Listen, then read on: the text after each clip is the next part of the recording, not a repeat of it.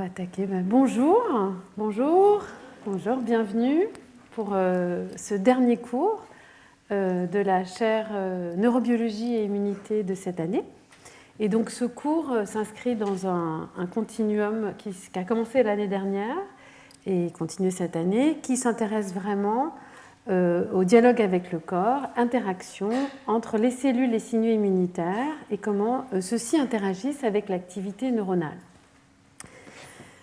Donc ce cours est vraiment dans le cadre de la chaire où vraiment on s'intéresse à comprendre comment est-ce que le système immunitaire, qui régule tout un tas de fonctions et d'interactions avec le monde environnant, et comment le système nerveux, qui régule d'autres aspects de l'interaction avec le monde environnant et qui ont été étudiés pendant très longtemps de manière séparée en parallèle, comment est-ce que ces deux systèmes interagissent et surtout pourquoi il est important de comprendre et de disséquer ces interactions pour avoir un œil un petit peu nouveau sur des processus physiologiques et pathologiques.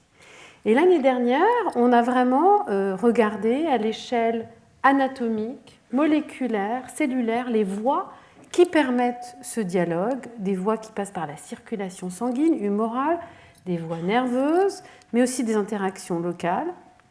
Et on a regardé plus précisément les interactions neuro-immunitaires dans le contexte de la peau et des neurones sensoriels de la peau, mais on s'est aussi intéressé finalement à la manière dont le cerveau est capable de se représenter des événements inflammatoires, immunitaires, qui font qu'on peut considérer maintenant que le cerveau est capable d'immunoception, c'est-à-dire un petit peu comme un autre sens, mais qui concerne le système immunitaire. Donc si on veut mettre ça dans un schéma un petit peu différent, où le cerveau est capable de recevoir, processer et interpréter des informations du monde extérieur, des extérosensations, et réagir dans ce monde. Et également, il a une capacité d'interoception, percevoir des signaux internes venant du corps et de réguler la physiologie. Donc si on replace ces interactions immunitaires dans ce contexte-là, ce qu'on a vu l'année dernière, c'est vraiment comment est-ce que des signaux extérieurs, par exemple au niveau de la peau, sont en fait régulés par des interactions neuro-immunitaires. Les signaux venant du système immunitaire dans le corps apportent une information importante pour que le cerveau puisse ensuite avoir une connaissance de ce qui se passe au niveau interne, mais aussi réguler le système immunitaire, et notamment en lui apportant une dimension qu'il n'a pas forcément, qui est la dimension d'anticipation, pour pouvoir soit complètement bloquer des réactions immunitaires excessives, comme dans le cas d'une sepsis, soit stimuler le système immunitaire parce que l'on sait qu'il va y avoir un danger, une exposition à des pathogènes, etc. OK. Et donc cette année, dans les 3 premiers cours, on s'est d'abord intéressé à comment toutes ces informations sont intégrées pour produire des réponses comportementales. Et on est parti d'un cas particulier qui est le comportement de maladie, qui est un ensemble de comportements ou de réponses comportementales qui sont induites dans le cas d'une infection bactérienne, virale, mais aussi d'une lésion, par exemple dans des contextes post-opératoires, où des cellules de l'immunité innée produisent ce que l'on appelle des cytokines, des petites molécules qui sont capables de circuler et qui vont induire donc l'ensemble de ces réponses comportementales. Et on s'est en particulier intéressé au retrait social pour voir et constater qu'en fait certaines cytokines, donc des signaux inflammatoires immunitaires, sont capables d'induire de manière positive une réponse comportementale qui, dans le contexte d'une infection, peut être une adaptation.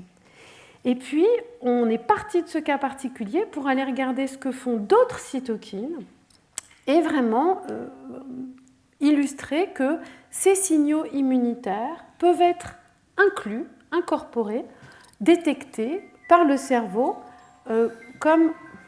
Non, mais c'est... Non, mais c'est bien, ça fait une petite pause musicale. Mais il n'y a pas de souci. Alors, on repart. Les signaux immunitaires et le comportement. Et donc, comment est-ce que ces signaux immunitaires qui font partie finalement de la vie de l'individu, rencontrer, faire face à des infections, comme moi la semaine dernière d'ailleurs, ce qui m'a un petit peu des fois fait perdre le fil. Mais comment ces signaux peuvent être interprétés et inclus au milieu de signaux extéroceptifs pour finalement moduler et produire une réponse comportementale adaptée. Et puis, on a vu dans le deuxième cours que dans des contextes où ces signaux immunitaires ne sont plus du tout régulés, comme par exemple une exposition continue à certaines cytokines dans des contextes particuliers, on peut avoir un véritable dérèglement comportemental et parfois l'induction d'un syndrome dépressif. Et également, quand l'immunité ou les cellules immunitaires se mettent à attaquer spécifiquement le système nerveux central et le cerveau, et on a vu un exemple extrême qui était les encéphalites auto-immunes où on produit des anticorps contre des récepteurs très importants pour la transmission synaptique qui sont les récepteurs NMDA. Dans ce contexte-là, on peut avoir très rapidement, sans destruction du cerveau, mais l'induction d'un tout un panel de symptômes, notamment des symptômes psychotiques aigus et des symptômes neurologiques qui peuvent arriver très vite et qui montrent qu'une immunité dérégulée qui attaque le cerveau sans le détruire peut altérer de manière dramatique son fonctionnement. Donc, des réponses adaptatives, bienvenue, et entre guillemets, lorsque l'on a un dommage collatéral, une dérégulation fondamentale, on va dire, de cette immunité et une attaque spécifique du système immunitaire, un dommage collatéral avec des réponses comportementales. Et puis la semaine dernière, au troisième cours, on s'est intéressé à la douleur et essayer de comprendre et de redéfinir finalement la douleur comme un processus neuro-immunitaire. Alors on a tout d'abord bien redéfini ce qu'était la douleur et notamment la différence avec un élément qui est la nociception, qui est donc la perception de l'ensemble des processus, des signaux potentiellement nocifs. Et la douleur, c'est vraiment, entre guillemets, la douleur peut découler de la nociception, mais pas que. C'est une expérience subjective et vécue consciente. Et donc on a vu que les interactions neuroimmunitaires à différentes échelles sont importantes pour réguler et participer à la douleur. Donc si on prend les voies nociceptives qui aboutissent à la douleur, on a la perception d'un stimulus nociceptif dangereux qui est relayé jusqu'à la moelle épinière via des neurones sensoriels dans les ganglions rachidiens. Et puis on a ensuite, ça remonte dans les circuits centraux de la douleur. On a vu en fait que dès le tissu, les interactions neuroimmunitaires positionnent le seuil de la perception nociceptive. D'une part, des molécules, encore une fois des cytokines, qui sont produites par des cellules immunitaires, vont plus ou moins sensibiliser les terminaisons nerveuses. Mais également, ce que l'on a, c'est que ces terminaisons nerveuses sont capables de relarguer, quand elles sont activées, des peptides qui vont pouvoir agir sur ces cellules immunitaires en régulant l'inflammation. C'est ce qu'on appelle l'inflammation neurogène. Et donc, on a des boucles d'interaction dans le tissu où, véritablement, le signal nociceptif qui arrive au niveau de la moelle épinière découle d'interactions immunitaires, neuro-immunitaires dans le tissu. Et puis on a vu que dans la moelle épinière, il y avait là aussi des interactions neuro-immunitaires, puisque des cellules immunitaires dans la moelle épinière, notamment les microglies, dont on reparlera aujourd'hui, qui sont des macrophages résidents dans la moelle épinière et dans le cerveau, qui sont importantes, et des cellules des lymphocytes T, sont très importants pour ce premier relais ici, et vont moduler l'amplification du signal. Et alors, qu'est-ce que ça veut dire ? Ça veut dire que si ce signal est amplifié et que l'amplification de ce signal, par exemple, peut être maintenue dans certaines pathologies de la douleur chronique, on va avoir une espèce de déconnexion entre on va dire le déclencheur nociceptif et ce qui est relayé. C'est-à-dire, certains stimuli qui sont normalement très peu douloureux vont pouvoir devenir extrêmement douloureux. Et ces remodelages médiés ou relayés ou dans lesquels des cellules immunitaires interviennent peuvent même aboutir à des remodelages des circuits, ce qui fait qu'un stimulus non douloureux va pouvoir être interprété comme un signal douloureux. C'est ce qu'on appelle l'allodynie. De manière importante aussi, ce qu'on a vu, c'est que en fait, chez l'animal, en fonction de l'identité sexuelle de l'individu, ce ne sont pas les mêmes cellules immunitaires qui participent à ce processus. Et ça, c'est extrêmement, on a vu assez rapidement, mais c'est extrêmement intéressant dans le contexte où des pathologies de la douleur chronique ont une prévalence très différente entre les hommes et les femmes, et on sait globalement que ces pathologies chroniques de la douleur sont beaucoup plus répandues chez les femmes, et donc disséquer les processus sexuellement dimorphiques dans ces étapes est absolument essentiel. J'en ai un tout petit peu parlé, mais c'est vrai que ça fait un écho à de nombreuses études qui ont été réalisées chez l'animal, où pendant très longtemps, on a malheureusement uniquement utilisé des souris d'identité sexuelle mâle. Bonjour, bienvenue, venez, installez-vous. Et c'est quelque chose qui, aujourd'hui, était en tout cas en grande phase d'expansion, et avec aujourd'hui des changements de politique scientifique, notamment aux États-Unis, au niveau du NIH, où les études sexuellement dimorphiques ou les études sur un contexte où l'on considère différentiellement l'identité sexuelle mâle ou femelle dans les études est aujourd'hui, on va dire, totalement à l'arrêt. Donc il faut continuer à véritablement militer pour que l'on puisse continuer ou que l'on puisse véritablement explorer ces différences qui sont potentiellement, qu'on commence juste à comprendre dans des processus tout à fait importants, comme par exemple la douleur et la douleur chronique. Donc, des interactions neuroimmunitaires qui régulent le seuil, des interactions neuroimmunitaires, ici au niveau central, qui vont pouvoir moduler, et donc au niveau de la plasticité des circuits, moduler la transmission depuis la moelle épinière jusqu'au cerveau.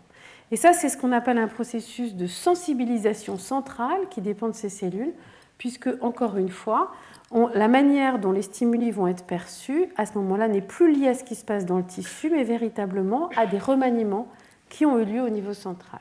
Et puis, très brièvement, on a parlé de certaines douleurs qui, elles, sont complètement centralisées, c'est-à-dire qu'il n'y a plus, dans ce contexte-là, de stimuli périphériques. Alors, c'est des pathologies qu'on connaît extrêmement mal. Puis, on a vu un petit exemple qui n'est pas vraiment une douleur centralisée classique, qui est la migraine, mais qui fait intervenir un déclenchement central qui conduit à une inflammation neurogène dans les méninges. On a vu ça assez rapidement, mais c'est un exemple où l'on peut voir qu'un déclenchement central, via une inflammation d'un tissu qui est juste à côté du cerveau, peut cette fois-ci conduire à une pathologie et une douleur bien spécifique. Et dans ce contexte-là, des nouveaux médicaments ont été développés qui font intervenir ces fameux peptides qui sont relargués et qui participent à cette inflammation. Donc ça, c'était le résumé des épisodes précédents. Donc on va s'attaquer maintenant, aujourd'hui, à un autre aspect qui est un aspect, on va dire, temporel. Et on va s'intéresser au sommeil et au rythme. Et donc, à quoi on va s'intéresser aujourd'hui ? On va vraiment s'intéresser à des rythmes qui sont des rythmes quotidiens. Et on va voir que, selon cette échelle temporelle, le dialogue entre le système nerveux et le système immunitaire n'est absolument pas uniforme, mais il est rythmé. Il est rythmé par le sommeil et il est rythmé par quelque chose d'autre qu'on appelle le rythme circadien. Et donc on va s'intéresser tout d'abord à définir ces deux phases, l'alternance veille-sommeil et l'alternance liée au rythme circadien. Et on verra après, mais finalement, comment est-ce que ces rythmes, d'une part, régulent l'immunité périphérique, et d'autre part, comment est-ce qu'au cours de ces rythmes, l'écosystème cérébral, le cerveau, va être modifié et en quoi ça peut être important dans le contexte du fonctionnement du cerveau. Donc c'est ce 4e cours, et aujourd'hui, véritablement, on va, au cours de ce cours, regarder ces 3 parties. Tout d'abord, définir de quel rythme on va parler, que sont ces rythmes, comment ça affecte le cerveau et les régulations associées au rythme circadien. Ensuite, on va véritablement se focaliser sur la rythmicité de l'immunité, parce qu'il y a une rythmicité de l'immunité, et s'intéresser enfin à comment le sommeil et le rythme circadien influent sur l'écosystème cérébral. Voilà, c'est le programme, le menu. Derrière ce titre qui s'appelle « Le grand nettoyage du sommeil et autres rythmes biologiques ». Et ce grand nettoyage, c'est véritablement quelque chose qu'on verra dans la troisième partie. Donc, il va falloir attendre un tout petit peu. OK. Donc, le sommeil. Ne vous endormez pas. Je vais pouvoir faire cette blague plusieurs fois aujourd'hui. Donc, le sommeil et la veille. Voilà. Donc, comment peut-on définir le sommeil ? Donc, le sommeil, c'est un état physiologique naturel, réversible et périodique, caractérisé par une diminution relative de la réactivité aux stimuli externes. On n'en parlera pas du tout aujourd'hui. Une réduction de l'activité motrice et des signatures électrophysiologiques spécifiques. On parlera des signatures électrophysiologiques, mais ne vous inquiétez pas, ça se passera bien. Et notamment des modifications stéréotypées de l'activité encéphalographique. Qu'est-ce que c'est que l'activité encéphalographique ? On peut mettre des capteurs et enregistrer de manière globale l'activité de l'ensemble de certains neurones, donc des activités de réseau. Et c'est ça qu'on mesure, et c'est un des critères importants pour définir ou pour mesurer ce qu'est le sommeil. Et quand je dis le sommeil, en fait, il y a des sommeils. Donc, on peut regarder ici EEG, donc c'est l'électroencéphalogramme. EMG, c'est pour regarder tout ce qui est du tonus musculaire. Donc, dans un état de veille, on a une activité globale et une activité motrice, un tonus musculaire particulier. Et on peut définir une première étape qui est en fait ce que l'on appelle du sommeil non paradoxal, qui est bien sûr par opposition au sommeil paradoxal. En anglais, non-REM Rapid Eye Movement. Donc, c'est un sommeil dans lequel il n'y a pas de mouvement rapide des yeux. Et on a plusieurs phases, une transition qui est très très rapide, un sommeil stable et un sommeil profond, qui est un peu moins volumineux en heures, mais qui est important. Et pourquoi on dit profond lent ? Parce qu'en fait, cela veut dire que l'électroencéphalogramme est associé à des ondes relativement lentes. Ce sont de grandes ondes lentes, notamment de type delta. Et donc, on peut caractériser très bien avec l'électroencéphalogramme. Et vous voyez qu'il y a très très peu d'activité, il y a une perte du tonus musculaire. Et on a un sommeil paradoxal, qui lui c'est 20-25%, qui est la partie du sommeil pendant laquelle on rêve. Et je vais tout de suite vous dire qu'on ne va pas du tout parler du sommeil paradoxal aujourd'hui parce qu'on sait très peu de choses, et on sait très peu de choses encore plus sur les interactions neuro-immunitaires pendant cette phase-là. Donc tout ce que je vais vous dire, pratiquement, je ne vais pas forcément le souligner, mais c'est principalement du sommeil non paradoxal. Ce qui est important aussi dans ce sommeil profond, donc parmi les choses dont je ne vais pas parler, c'est qu'on consolide la mémoire, j'en parlerai un tout petit peu, pendant cette phase de sommeil profond.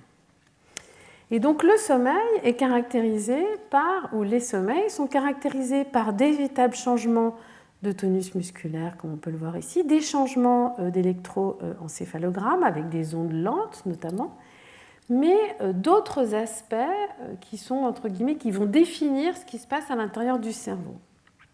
Et on y reviendra, mais c'est quelque chose d'important.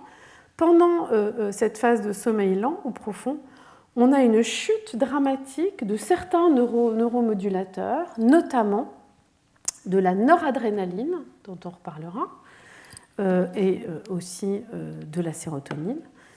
Et cette chute est assez marquée dans le sommeil non paradoxal et extrêmement marquée dans le sommeil paradoxal. Mais des changements de niveau de noradrénaline sont extrêmement caractéristiques d'un état de sommeil par rapport à un état de veille. Okay ? Oui, ça c'était juste pour me rappeler de vous dire que pratiquement tout ce que je vais vous dire, c'est sur le sommeil non paradoxal. Donc, comment est régulé le sommeil ? Comment est régulé finalement le fait que l'on passe ? Alors quand je dis « on », je vais vous présenter beaucoup de choses, de données sur l'homme, mais également beaucoup de données sur l'animal, le rongeur.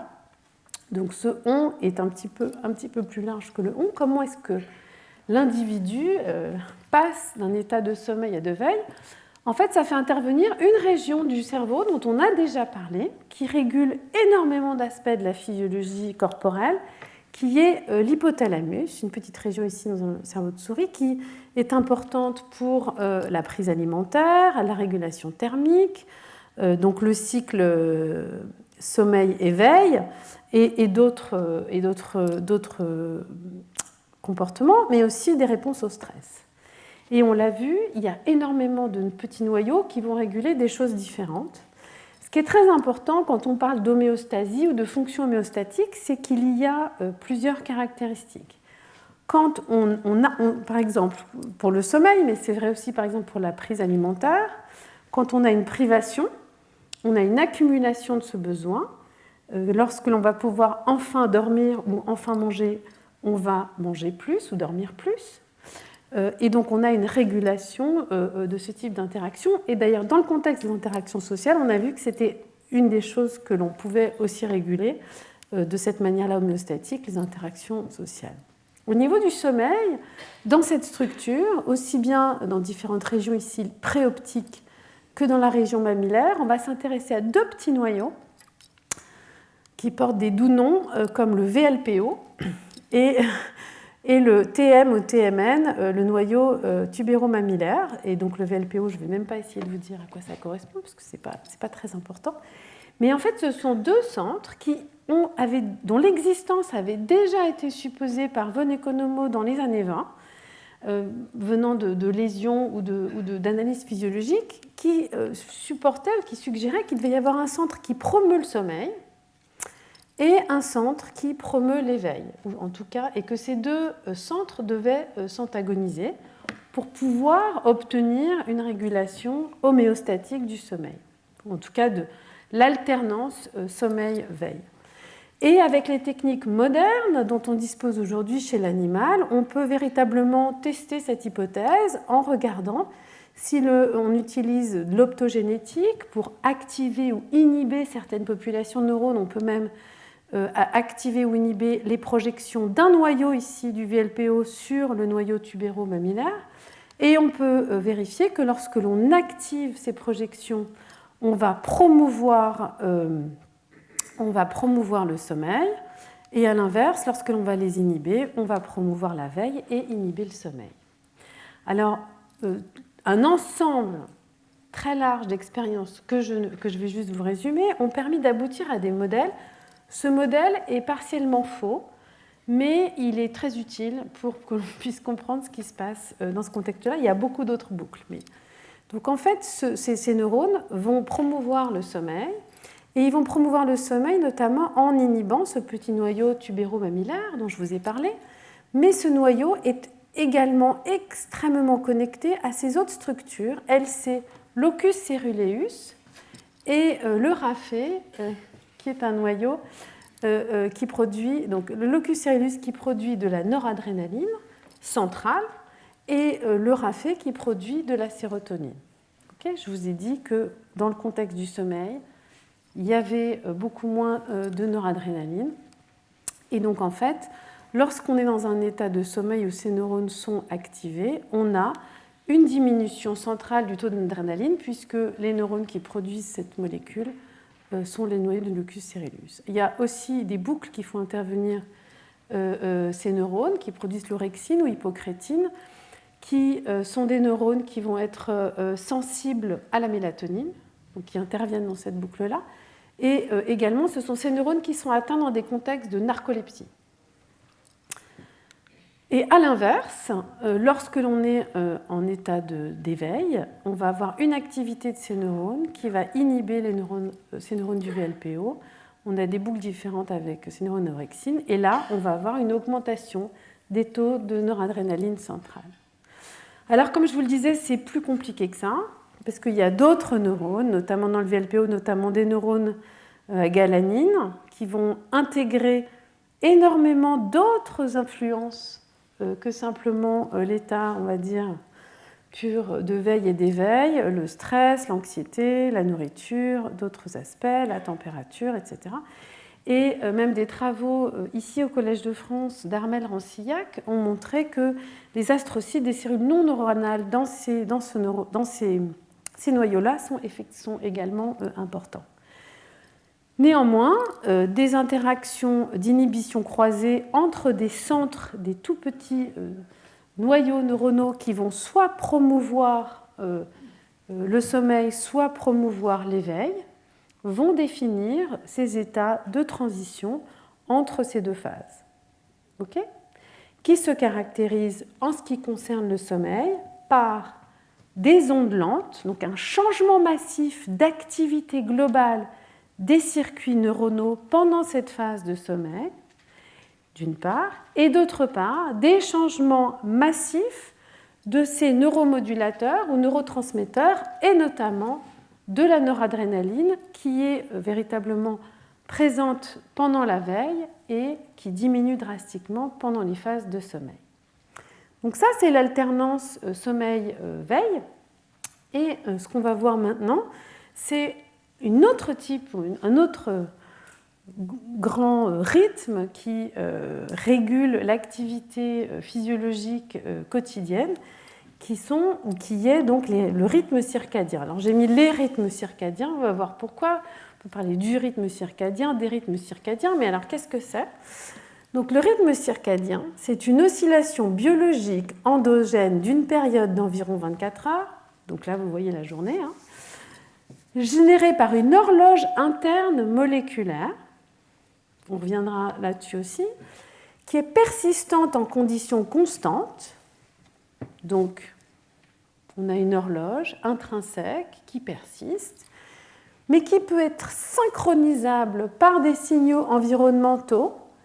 Alors là, je vous dis juste, c'est Zeitgeber. Je m'excuse, je ne suis pas du tout germanophile, mais Zeit, c'est le temps, et Geber, c'est donner, donc ce qui donne le temps.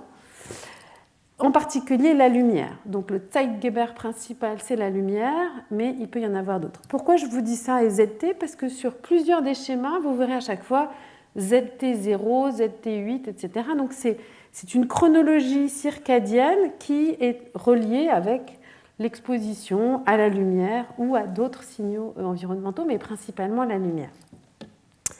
Alors qu'est-ce que ça veut dire ça ? Ça veut dire qu'il y a des cycles et une horloge et une rythmicité qui initialement est calée par rapport à l'entrée lumineuse. Donc on a des neurones qui ne sont pas impliqués dans la vision consciente, mais qui sont impliqués dans la détection de la lumière, qui vont projeter sur un noyau particulier qui s'appelle le noyau suprachiasmatique. Et ce noyau, via des connexions différentes, va être capable de caler une horloge interne. Au niveau de ces neurones suprachiasmatiques, on y reviendra, une horloge qui va donner à ces neurones et à ces noyaux un comportement différent sur une échelle de 24 heures. Chaque jour, ça recommence. On va voir ce que c'est que cette horloge moléculaire. Et cette horloge moléculaire va pouvoir caler ou réguler différentes horloges qui sont présentes dans différents organes et dans toutes les cellules du corps. Et c'est ce qui fait qu'on a des rythmes, et qui sont des rythmes qui ne sont pas nécessairement dépendants du sommeil ou de la veille, mais qui vont être des rythmes qui sont des rythmes quotidiens. D'accord ? On va voir ces exemples-là. Ça va ? Oui ? Ok. Alors, ces oscillations centrales et oscillations périphériques. Alors, qu'est-ce que c'est que cette horloge moléculaire ? En fait, dans toutes les cellules, on a des gènes dont l'expression est rythmée cycliquement au cours de cette période de 24 heures. Et ce sont les mêmes facteurs qu'on va retrouver dans toutes les cellules. Et notamment, on a ces facteurs, BMAL1 et CLOCK, qui sont des régulateurs de l'expression transcriptionnelle, qui vont réguler l'expression d'un nombre de facteurs, et en particulier, ils vont réguler pair et écrit, qui vont eux-mêmes inhiber la fonction de ces deux facteurs. Et ça va créer une oscillation, le timing d'expression, de stabilité, de régulation croisée sur cette boucle va finalement aboutir à l'expression circadienne régulée dans le temps de différents facteurs. Et cette horloge moléculaire, on va la retrouver dans toutes les cellules de l'organisme. Ce qui est important, c'est que l'amplitude des gènes qui sont exprimés de manière circadienne, ou même de ces facteurs, va être différente en fonction des cellules. Donc il y a des cellules dans lesquelles l'horloge circadienne ne va pas avoir, entre guillemets, d'importance, et dans d'autres contextes, elle va en avoir énormément, on va le voir dans certains contextes. Mais cette horloge interne est présente, et ce qui est important, c'est que cette horloge, ce n'est pas la rythmicité qui est transmise depuis le noyau suprachiasmatique, c'est la phase de cette oscillation. C'est-à-dire qu'on va avoir, avec la lumière, un calage de l'horloge dans le noyau suprachiasmatique qui ensuite va se répercuter sur différentes horloges internes de différents organes, de différents tissus, etc., qui va donc réguler la phase et l'amplitude va être dépendante en fait, des différents tissus. Alors bien sûr, on va dire le grand ordonnateur, c'est le noyau suprachiasmatique et donc la lumière. Et on a d'autres facteurs qui peuvent moduler cela et être différentes en fonction des différents organes. Les actions neuroendocrines, on y reviendra, tout ce qui va être l'énergie, etc. Okay ? Alors comment est-ce que le noyau suprachiasmatique cale ou régule le timing des différentes horloges dans les tissus? Il y a deux grandes voies. Alors, une voie qui va passer par l'hypothalamus et l'hypophyse et les régulations des circuits du stress, le relargage de l'ACTH qui va agir sur les glandes médullosurrénales et qui vont libérer de manière cyclique et réguler rythmiquement au cours du temps différents composés, notamment les glucocorticoïdes, qu'on appelle aussi cortisol chez l'homme, et l'adrénaline. Okay ? Et puis, on a le système nerveux autonome qui innerve toute une partie du corps, qui va, par contre, permettre la production locale et le contrôle local de la régulation de ces différentes horloges, notamment avec la production de noradrénaline. Okay ? Donc, on a des voies systémiques qui vont permettre de relarguer des composés qui vont aller dans la circulation sanguine et agir sur l'ensemble du corps, notamment les glucocorticoïdes ou l'adrénaline, et des choses comme la noradrénaline qui, elles, vont être beaucoup plus locales et vont pouvoir réguler de manière très locale, par exemple, la moelle épinière, on y reviendra, le foie, etc. Okay ? Et donc, ces régulations, on va dire, circadiennes, liées au rythme circadien, sont des choses qu'on va pouvoir étudier et analyser. Alors, comment est-ce qu'on peut dissocier, quand on voit une modulation comme ça, à l'échelle, on va dire, d'une alternance au cours de la journée, comment est-ce qu'on peut dissocier un effet du sommeil, ou de la veille, de l'alternance veille-sommeil, ou du rythme circadien ? Donc il y a plusieurs manières. Chez l'homme et chez l'animal, on peut réaliser des expériences de privation sensorielle, c'est-à-dire qu'on va laisser des gens ou des animaux réveillés à un moment où normalement ils sont censés dormir. Et on va regarder comment est-ce que ces deux paramètres bougent. Pour également regarder ou tester la fonction circadienne, chez l'animal, de très nombreuses études qui ont permis de regarder vraiment ce qui se passait, ça a été d'utiliser des mutants qui vont inactiver une partie de ces facteurs, et notamment le gène BMAL1 qui a été extrêmement étudié. On fait un mutant dans BMAL1, on perturbe ou on abolit complètement ce rythme circadien et on peut regarder ce qui se passe. Okay ?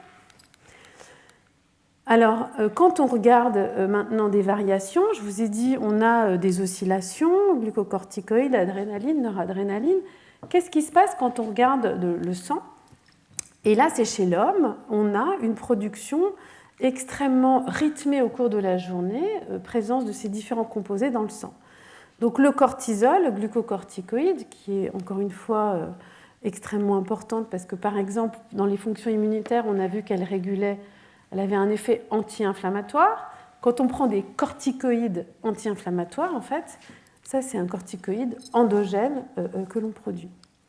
On a une baisse massive des taux de cortisol pendant la nuit.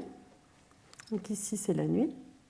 Et on a ce que l'on appelle une réponse cortisolique au réveil, qui est en fait un peu avant le réveil, à la fin de la nuit, et qui monte progressivement pendant la matinée. À l'inverse, l'adrénaline, épinéphrine en anglais, l'adrénaline, baisse pendant la nuit et par contre augmente pendant la journée.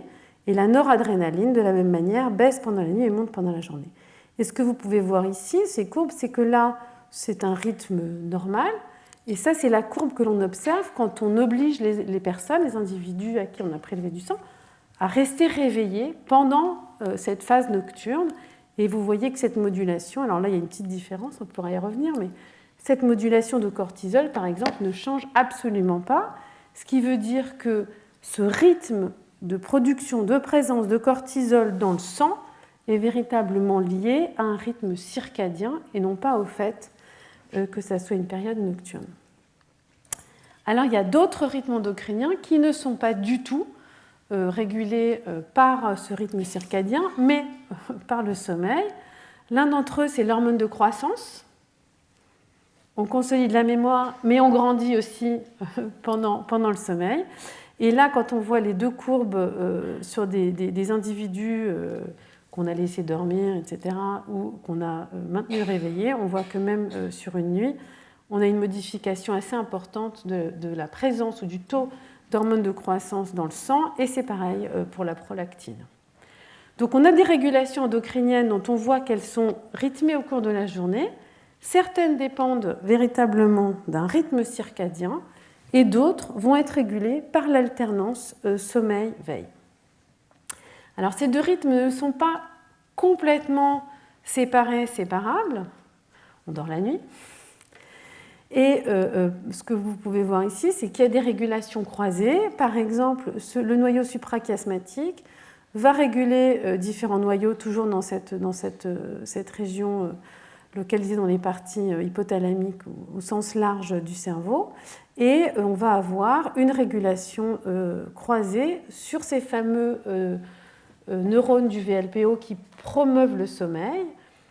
Et donc c'est pour ça que le rythme circadien va pouvoir influencer et promouvoir le sommeil, notamment pendant la phase nocturne chez l'homme.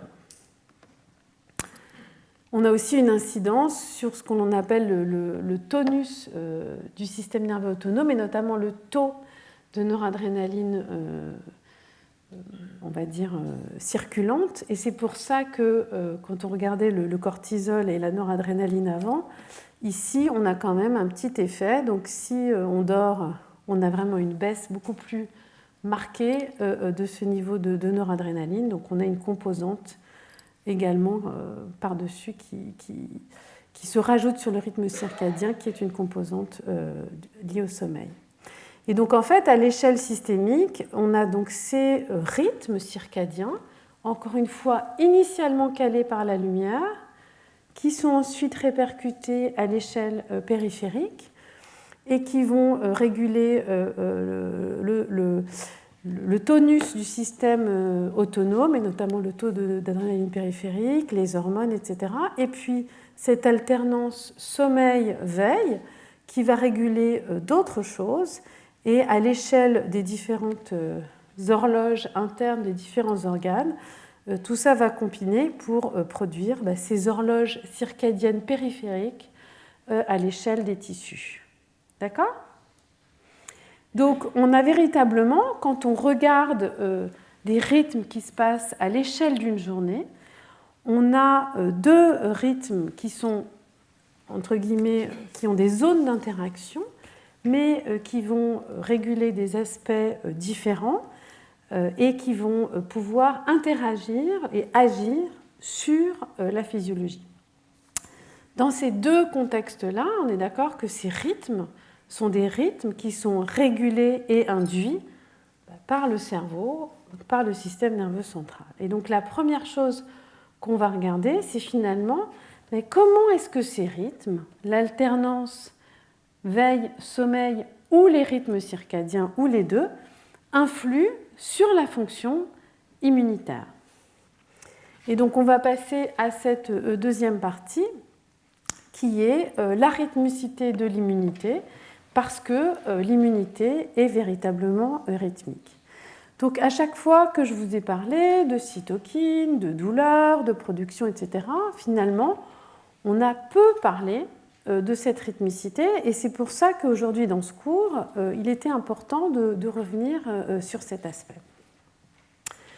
Donc quand on regarde, quand on fait une prise de sang chez un individu et qu'on regarde en fonction du décours journalier, donc je vous ai déjà dit, on a le cortisol ou les glucocorticoïdes qui baissent dramatiquement pendant la nuit puis qui montent avant le réveil pour augmenter à cet endroit-là, et la noradrénaline qui est vraiment réduite la nuit et puis qui remonte dans cette partie-là.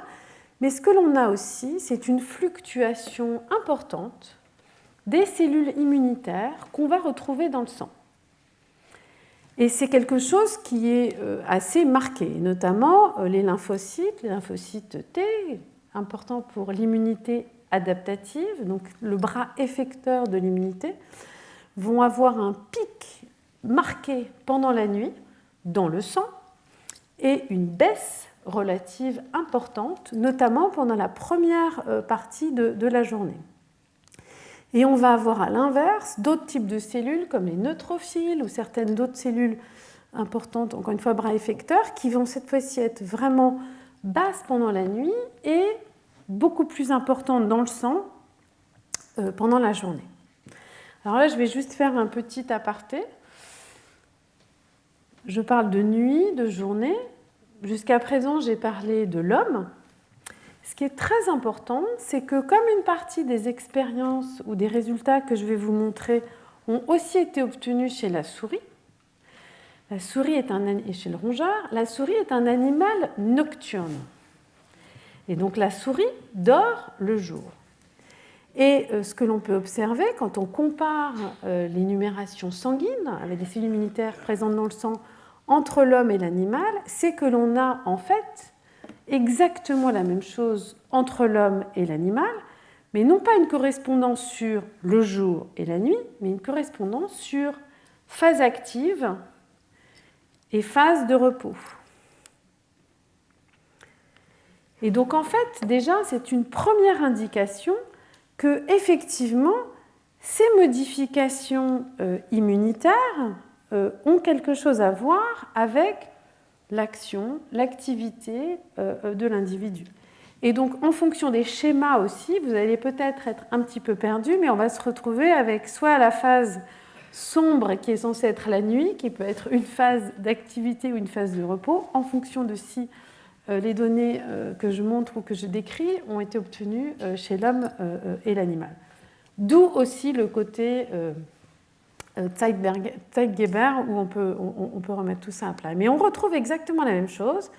On a un pic donc, de lymphocytes dans le sang pendant la phase de repos, et on va se retrouver avec d'autres types de cellules, notamment des NK ou des neutrophiles, qui vont monter ou être beaucoup plus présentes dans la circulation sanguine pendant la phase d'éveil.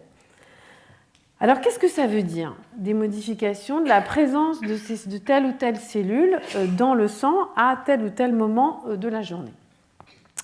Pour pouvoir véritablement comprendre ça, il faut faire une petite pause et revenir sur qu'est-ce que l'on sait du trafic, finalement, des cellules immunitaires. Pourquoi, comment, à quel moment ces cellules se retrouvent dans différentes régions. Et il faut repartir un tout petit peu sur ce que c'est que la surveillance immunitaire et comment ça se passe.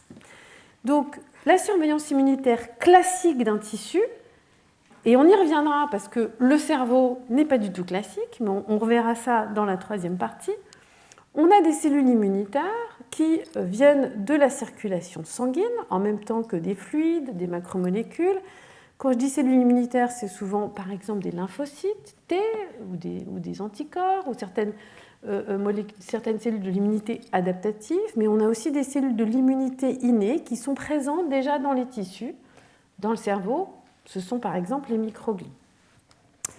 Et ce que l'on a, c'est que l'on a un système lymphatique qui est présent dans tous les tissus, qui va permettre de drainer tous les fluides, les macromolécules, etc., donc de nettoyer le tissu, mais aussi finalement d'emmener des cellules de l'immunité innée qui ont par exemple dégradé des cellules infectées par des virus, etc., et vont pouvoir emmener des petits bouts de ce qu'elles ont mangé, pour pouvoir les amener en suivant le système lymphatique jusqu'à des ganglions lymphatiques. Et dans ces ganglions lymphatiques, elles vont croiser des lymphocytes et elles vont pouvoir ce qu'on appelle faire de la présentation d'antigènes, c'est-à-dire les activer en leur disant ben moi j'ai rencontré dans le tissu des cellules infectées, elles avaient ça à leur surface ou elles avaient ça un virus, et maintenant il va falloir attaquer tout ce qui va reconnaître, tout ce qui va être porteur de ce petit antigène. Donc on a des cellules qui sont présentes dans la circulation sanguine, des cellules qui sont présentes dans le tissu et des cellules qui vont aller dialoguer dans des structures qui sont les ganglions lymphatiques. Et c'est ça qui régule l'activité et le bras armé efficient de l'immunité. Alors, ça c'était à l'échelle du tissu, à l'échelle du corps, comment est-ce que tout ça est réalisé ? Donc les lymphocytes B ou T, donc les lymphocytes B c'est ceux qui font les anticorps, les lymphocytes T ce sont des cellules effectrices qui peuvent tuer certaines cellules, sont toutes produites dans la moelle osseuse. Et puis elles vont maturer dans différentes structures, la moelle osseuse ou le thymus. Et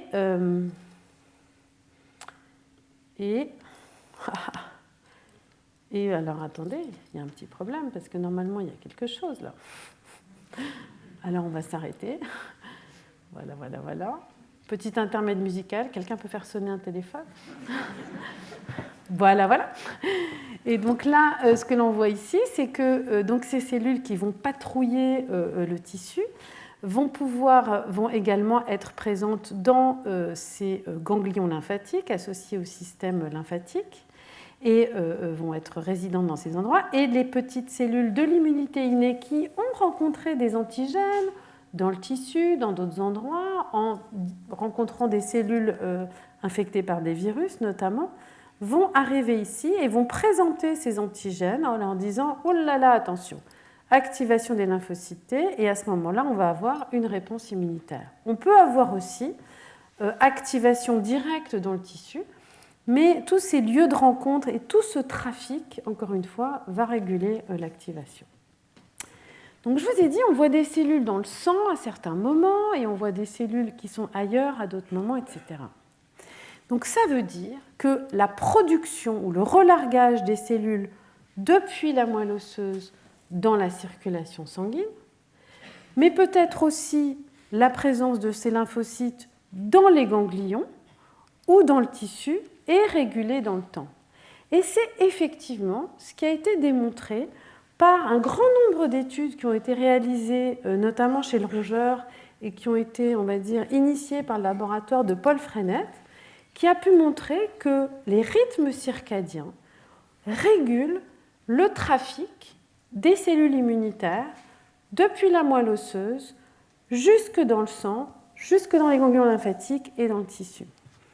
Et par exemple, ce qu'il a pu montrer, ce que son laboratoire a pu montrer, c'est que directement le noyau, le SCN, va pouvoir, via la noradrénaline, ici, réguler ou caler l'expression d'une molécule particulière. Alors CXCL12 qui est une molécule qui va interagir avec un récepteur qui s'appelle CXCR4.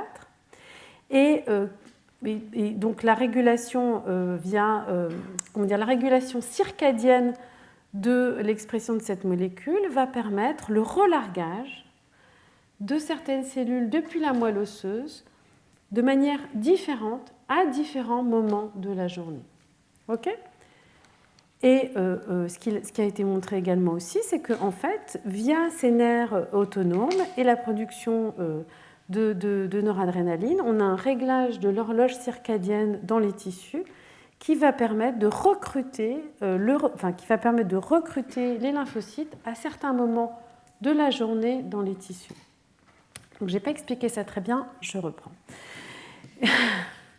Globalement, ce que l'on a, c'est un trafic différent. Donc, comment est-ce que, en fonction de la journée, on peut avoir un trafic différent, plus de cellules dans le sang, etc. Et ce que les gens ont pu montrer, c'est que plus de cellules dans le sang, ça veut dire quoi? Ça veut dire un relargage des cellules dans le sang à certains moments, mais également une infiltration des tissus par ces cellules immunitaires à des moments donnés.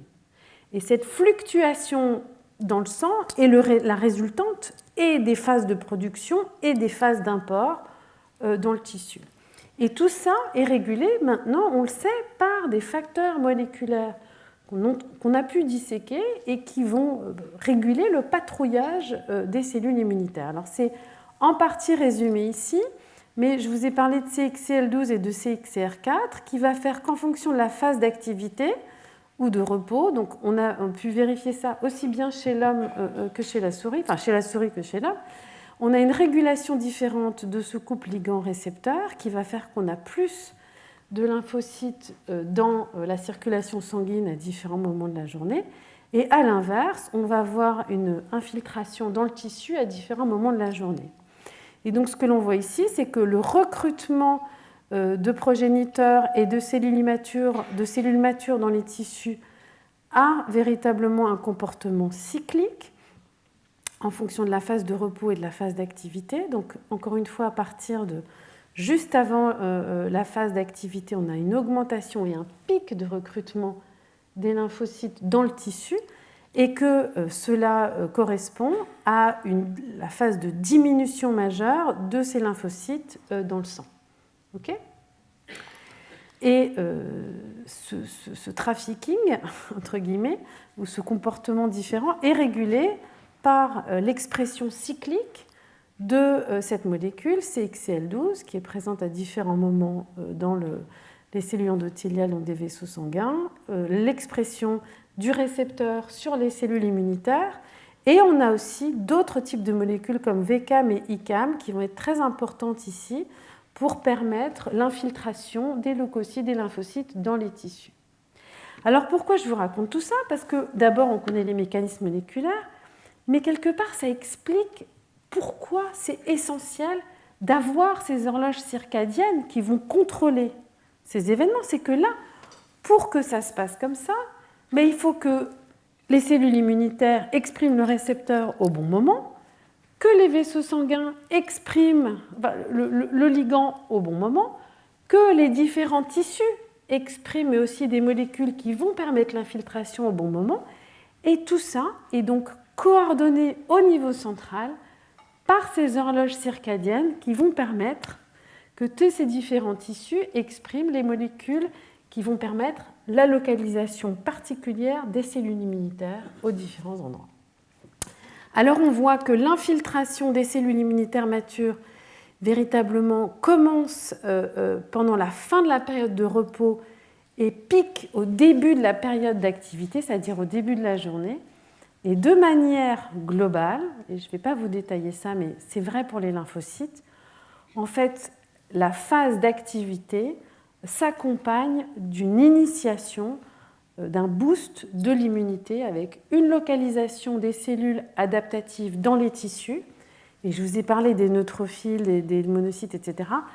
Le système immunitaire est, entre guillemets, prêt à l'attaque ou prêt à la défense pendant cette première phase de l'activité, alors que dans la phase nocturne, on a un système immunitaire qui, entre guillemets, est plutôt au repos, qui est dans une phase différente. Donc, le système circadien, les rythmes circadiens sont véritablement clés pour la localisation et le trafic des cellules immunitaires et la localisation au bon endroit et au bon moment des différentes cellules. Mais en fait, le rythme circadien ne fait même pas que ça. Il est très important pour déterminer le seuil d'activation des cellules immunitaires et également la nature de la réponse, et ça, je n'en dirai que 2 mots. Alors, qu'est-ce que je veux dire quand je dis le seuil d'activation ? quand on a parlé du comportement de maladie, on a vu que des cellules de l'immunité innée, quand elles sont confrontées à des bactéries ou des virus, sont capables de produire ces fameuses cytokines qui vont globalement induire le comportement de maladie. Okay, mais cette production de cytokines, en fait, elle n'est pas constante et elle varie, elle aussi, elle est rythmée en fonction du moment de la journée. Donc si on prend des macrophages et qu'on leur présente un composé qui s'appelle le lipopolysaccharide, qui est un composant de la membrane des bactéries et qui est capable d'induire la production de cytokines, on a vu ça dans le contexte du comportement de maladie, et qu'on regarde les macrophages, et donc ici on a différents moments, vous voyez que la réponse, la production de cytokines, ici par exemple le TNF-alpha ou l'interleukine 6, n'est pas du tout la même en fonction du moment de la journée à laquelle l'exposition à ces composés est réalisée. Qu'est-ce que ça veut dire? Ça veut dire que le système immunitaire répond, même s'il est au bon endroit, répond différemment en fonction du moment de la journée. Et ici, ce que l'on a, c'est qu'on a encore une fois un pic de production pendant la fin de la phase pendant le début de la phase active, fin de phase de repos et début de phase active. Alors, ça n'est pas lié au sommeil. On a exactement les mêmes réponses lorsque on fait une privation de sommeil, donc on maintient les individus, les animaux éveillés. Et ce que l'on peut voir ici, c'est quand on prend des macrophages et qu'on les met en culture et qu'on les expose toujours à ce fameux lipopolysaccharide, on a une réponse qui continue d'être cyclique. Et ce qui a été montré également, cette fois-ci chez l'animal, c'est que quand on regarde des mutants de ces fameux facteurs qui sont très importants dans l'horloge circadienne, donc je vous ai parlé de BMAL1, dont en fait les expériences dont je vous ai parlé avant, qui regardaient le trafic des cellules, c'était des mutants de ce facteur-là. Ici, c'est des mutants d'autres facteurs, mais BMAL1 et d'autres facteurs. Et ce qu'on a pu voir, c'est que en fait, cette modification de la réponse, elle est directement liée à la présence de ces facteurs qui sont associés à l'horloge circadienne, qui vont réguler plus ou moins la production de ces différentes cytokines. Donc là, on a véritablement, entre guillemets, non seulement une localisation au cours de la journée des différentes cellules dans les tissus, différents endroits qui vont être associés à s'il y a plus de lymphocytes présents dans les tissus qui sont capables de répondre, si on a des neutrophiles dans le sang, etc. Mais si en plus on est confronté à une infection, des cellules comme les macrophages, etc., vont répondre avec plus ou moins de force ou de production de cytokines en fonction du moment de la journée, et tout ça est contrôlé par le rythme circadien. Alors la nature de la réponse, j'en parlerai pas, mais vous pouvez imaginer que si les cellules ne sont pas au même endroit et ne répondent pas de la même manière, ça peut conduire à des modifications beaucoup plus fortes. Dans l'ensemble, ce que ces résultats ou ces études ont permis de montrer, en utilisant encore une fois des mutants de certains gènes impliqués dans l'horloge circadienne, en comparant des contextes de veille ou de non-veille. Donc là, ne faites pas attention au soleil et à la lune parce que c'est chez la souris, donc la phase active, c'est la nuit, mais phase active et inactive.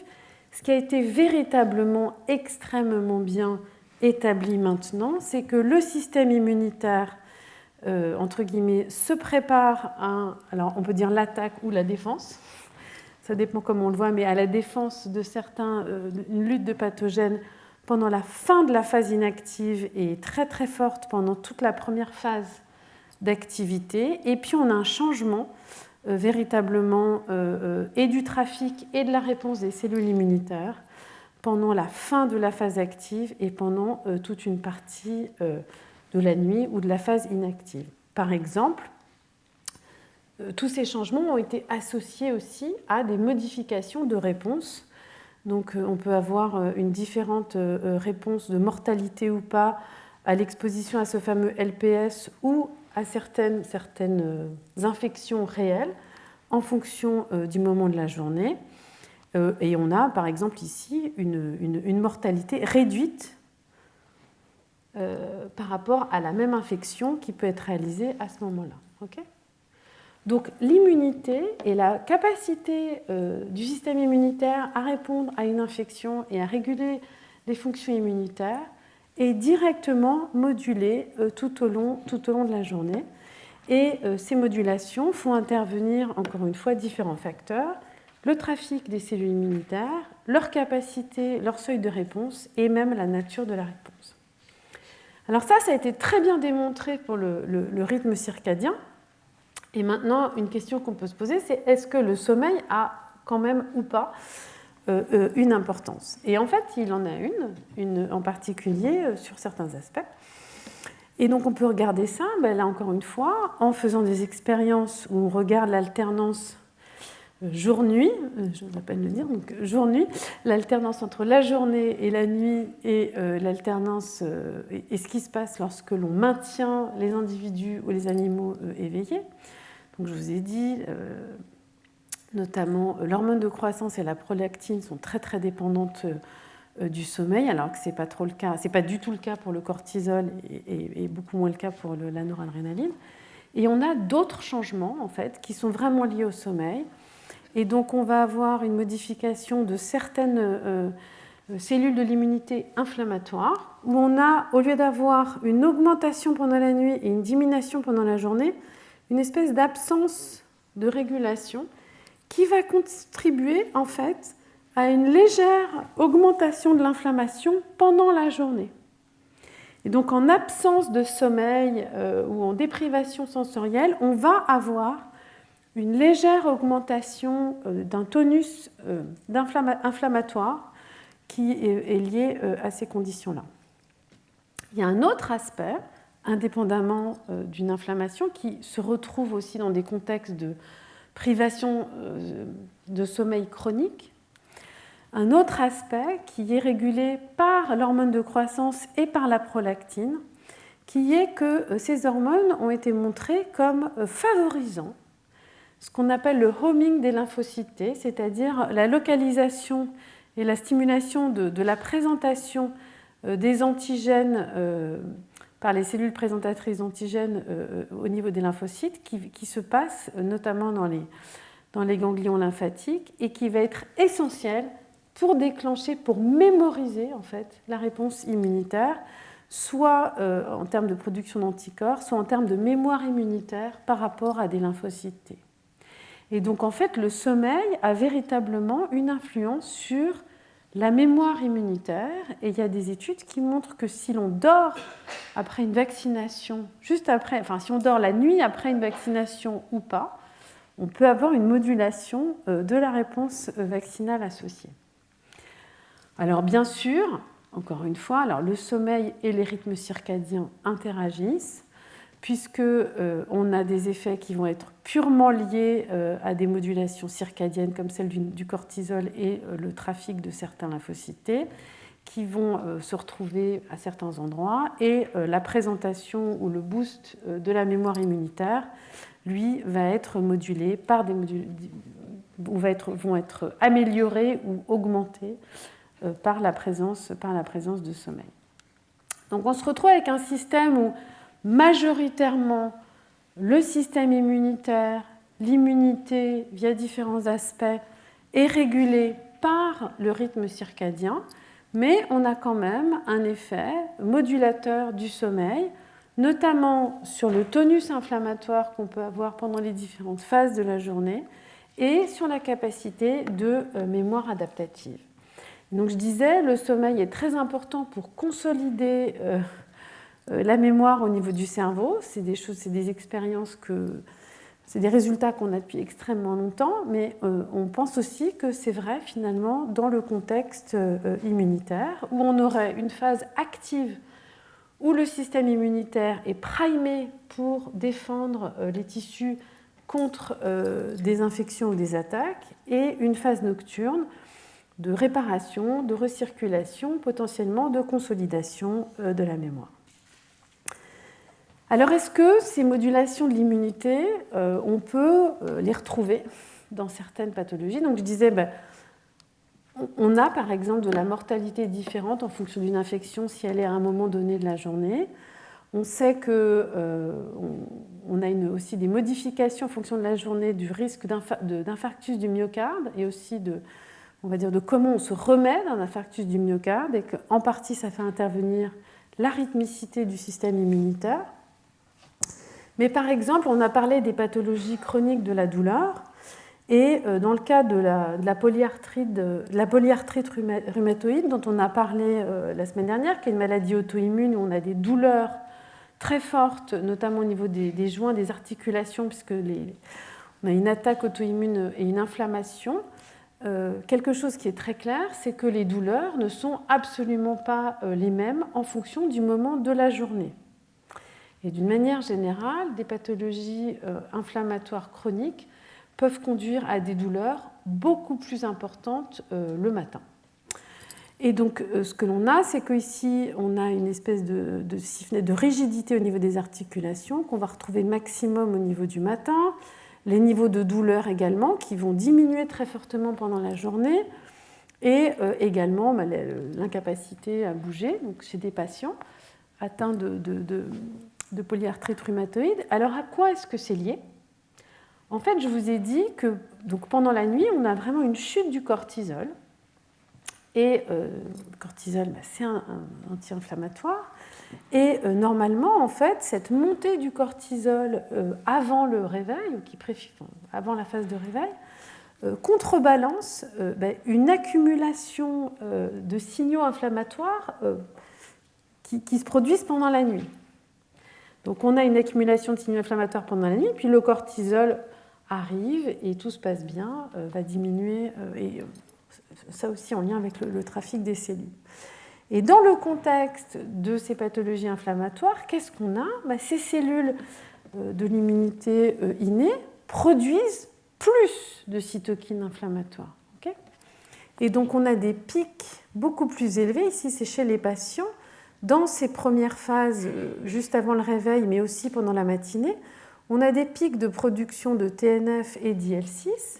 Et le cortisol que l'on produit à ce moment-là, pendant cette phase, n'est pas suffisant pour contrebalancer ces pics inflammatoires. Et comme on l'a vu la semaine dernière, cet équilibre de cytokines va réguler les seuils de perception douloureuse.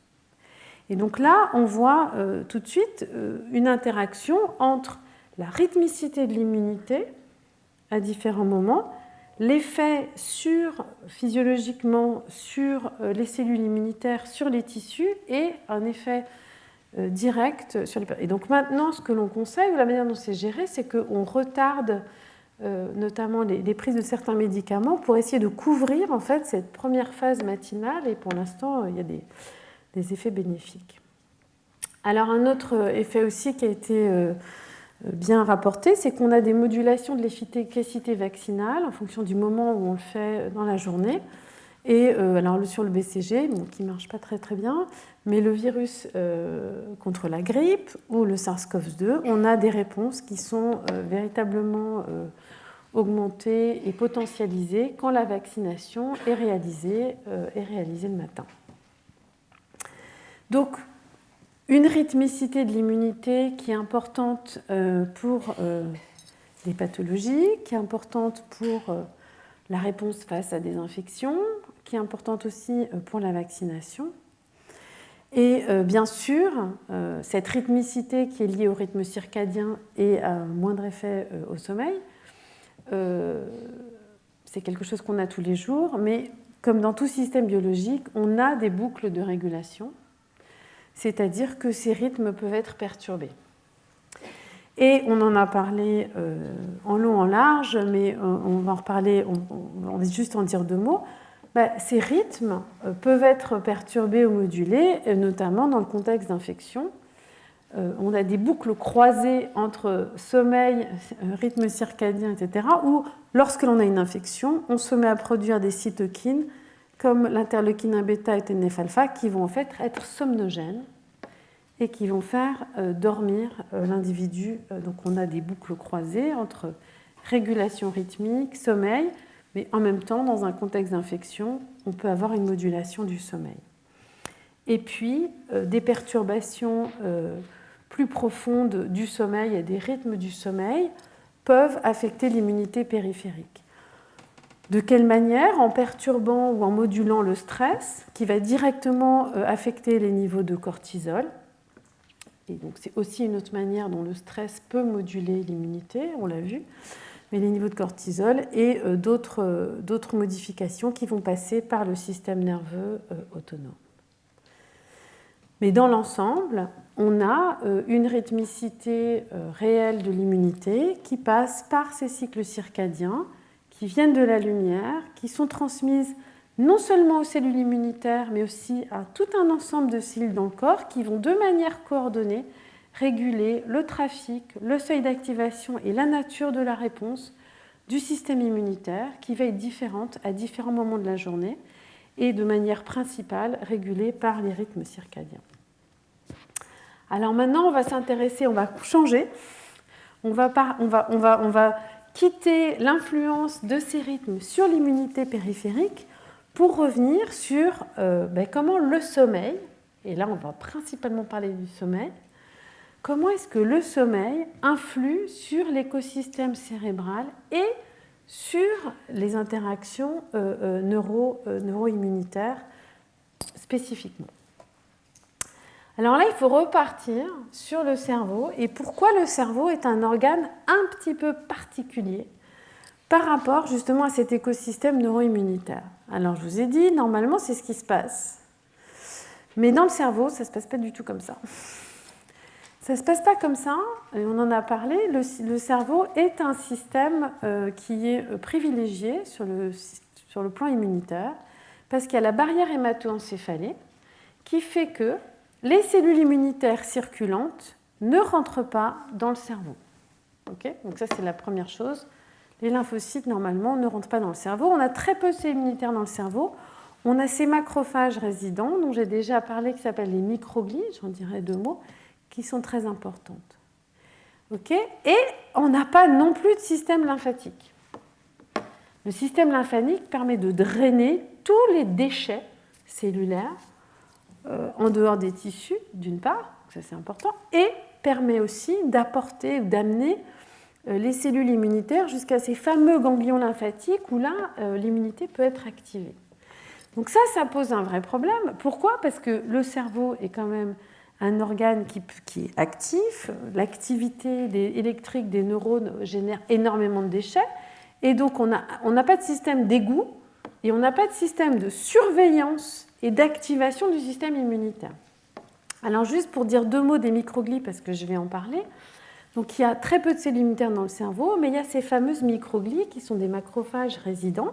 On a vu qu'elles participaient dans le contexte de la douleur, mais je voudrais juste redire 2 mots. C'est 5 à 10% des cellules du cerveau. Elles sont importantes dans l'immunité innée. C'est des phagocytes, elles mangent, elles nettoient les tissus, elles réparent dans un contexte de lésion. Elle peut faire de l'inflammation, c'est des véritables sentinelles, elle n'arrête pas d'envoyer des prolongements pour regarder ce qui se passe dans l'environnement, mais elles peuvent aussi, en parallèle de cette fonction immunitaire, réguler la fonction cérébrale. Comment? En régulant les synapses, qui sont ces points de contact entre des neurones qui régulent la transmission de l'influx nerveux, mais aussi l'excitabilité des neurones, la survie ou la mort des cellules, la régulation de la myéline, etc., etc. Donc c'est des cellules qui sont dans le cerveau, qui sont des cellules immunitaires, mais on l'a vu comme dans la douleur, elles sont capables de réguler l'excitabilité des circuits. Donc elles peuvent réguler l'excitabilité des circuits, et elles le font parce qu'elles sentent l'activité neuronale, parce qu'elles ont des récepteurs particuliers, notamment elles sentent l'ATP et certains neurotransmetteurs. C'est des nettoyeurs tissulaires, c'est-à-dire quand il y a des débris, etc., elles peuvent éliminer les débris qui sont présents dans l'environnement, on verra que c'est important. Et j'en toucherai 2 mots, des dysfonctionnants microgliaux ont été associés de manière causale ou contributive à l'origine de certaines maladies neurodégénératives, notamment la maladie d'Alzheimer.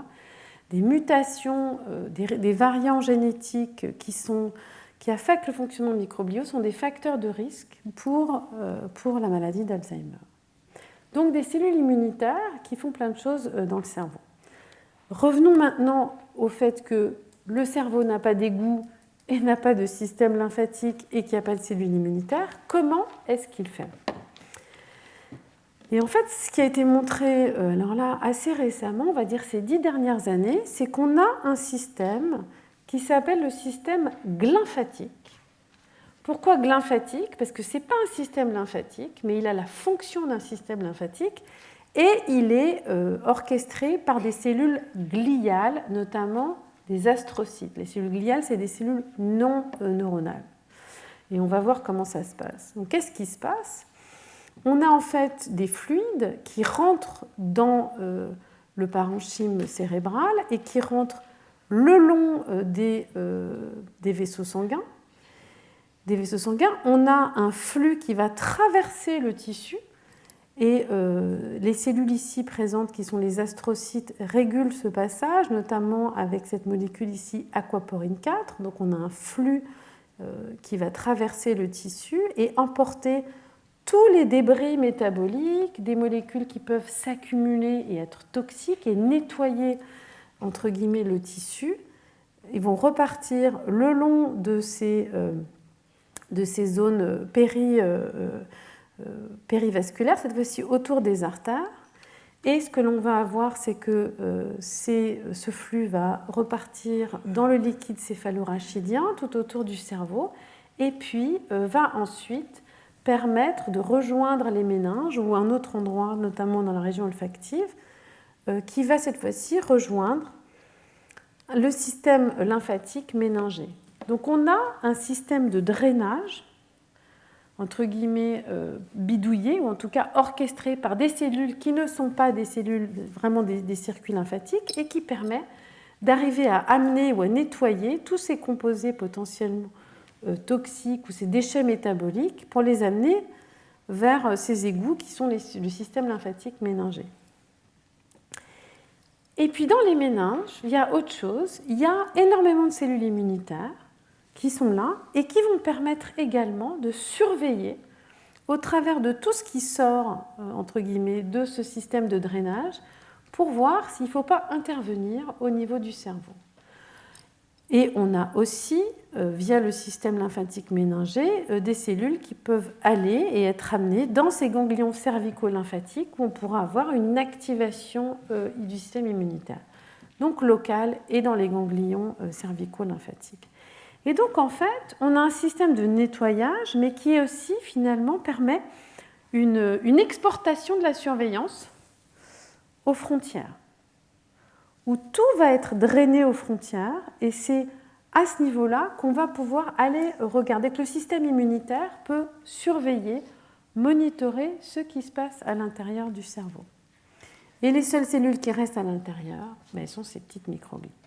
Donc on est dans un écosystème qui est véritablement spécifique et différent que dans les autres organes. Alors comment est-ce que, si on regarde véritablement comment ça se passe, donc ici ça c'est les méninges, ici c'est le crâne, et là c'est la surface du cerveau. Okay ? Donc ce fameux système glymphatique, comment il fonctionne ? C'est les flèches noires, donc on a ce flux qui nettoie le cerveau, ça repart et ça arrive ici dans ce liquide céphalorachidien à proximité de ces vaisseaux lymphatiques qui sont dans les méninges, donc à l'extérieur du cerveau. Et puis les petites microglies sont présentes là. Au niveau de ces régions, au niveau des méninges, donc ce flux, les différents composés qui sont produits, des déchets métaboliques ou des antigènes, etc., arrivent dans le liquide céphalorachidien et puis peuvent rejoindre ces circuits lymphatiques qui va permettre de les éliminer. Mais on a aussi énormément de cellules immunitaires dans ces régions, donc on va pouvoir avoir localement une activation de certains lymphocytes dans les méninges, mais également un trafic et une surveillance immunitaire, un trafic de cellules qui va aller jusque dans les ganglions lymphatiques.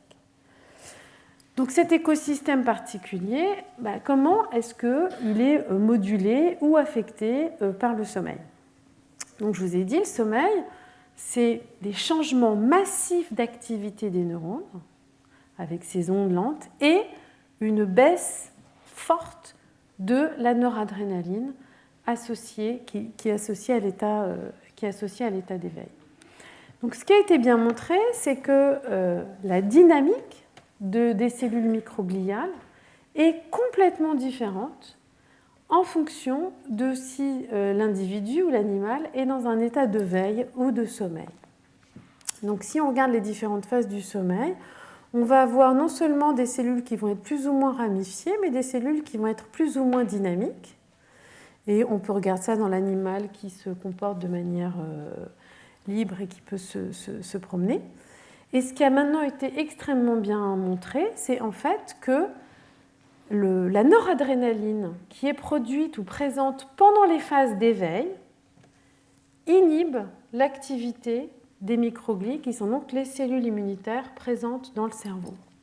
Et ça a été montré quand même assez récemment, il y a quelques années, où l'on voit, et c'est la même chose qu'on voit dans un contexte d'anesthésie, ces cellules sont extrêmement peu actives pendant les phases éveillées et beaucoup plus ramifiées et en exploration de leur environnement dans le contexte d'anesthésie ou dans un contexte de sommeil.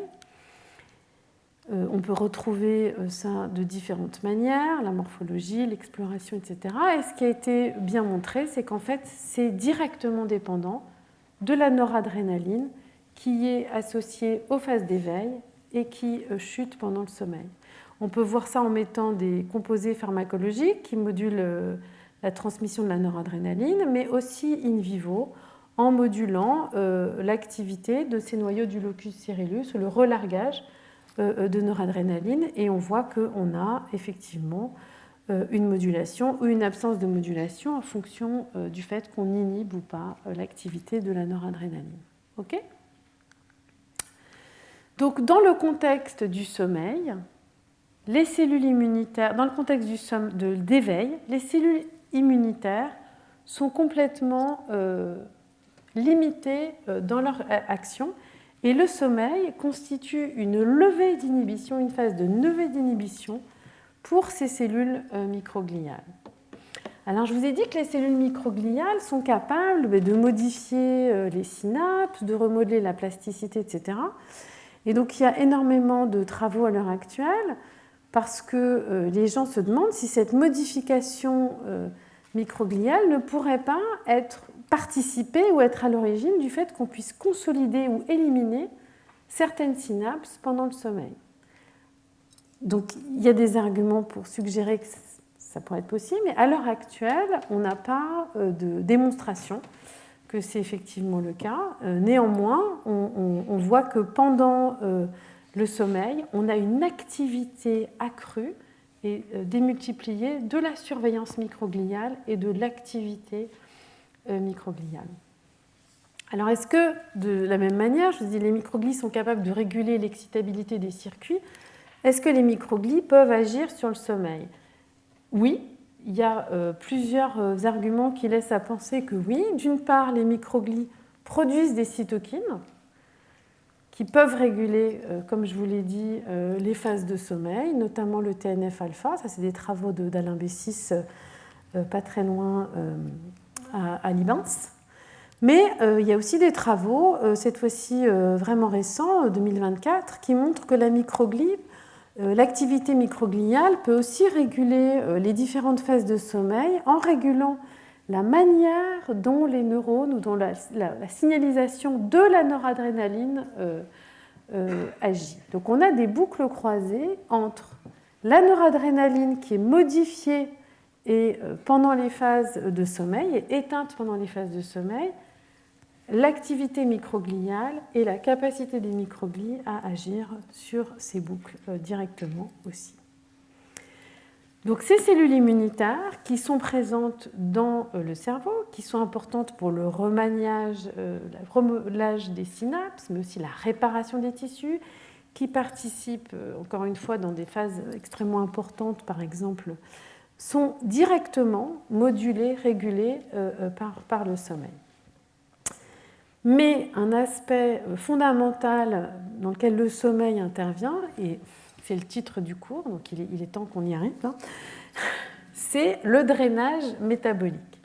Donc je vous ai dit, ce système lymphatique permet de nettoyer les tissus. Or, l'activité cérébrale et l'activité électrique des neurones génèrent énormément de déchets métaboliques. Okay ? Et donc, qu'est-ce qui se passe pendant les phases de sommeil et d'éveil ? Ce qui a été bien montré, c'est quand on injecte des traceurs dans les tissus interstitiels et on regarde quand et comment est-ce que ces traceurs vont apparaître ou vont être extrudés ici en surface, donc être la manière dont l'efficacité en fait de ce drainage. Et ce qu'on peut voir, donc ici en vert, c'est pendant le sommeil, et ici c'est pendant la phase éveillée, et je n'ai pas besoin de vous faire un dessin. Vous voyez que pendant la phase de sommeil, on a une capacité du système lymphatique qui est extrêmement accrue, ou plutôt on a un très mauvais drainage pendant la phase éveillée, et on a un drainage particulièrement efficace pendant la nuit.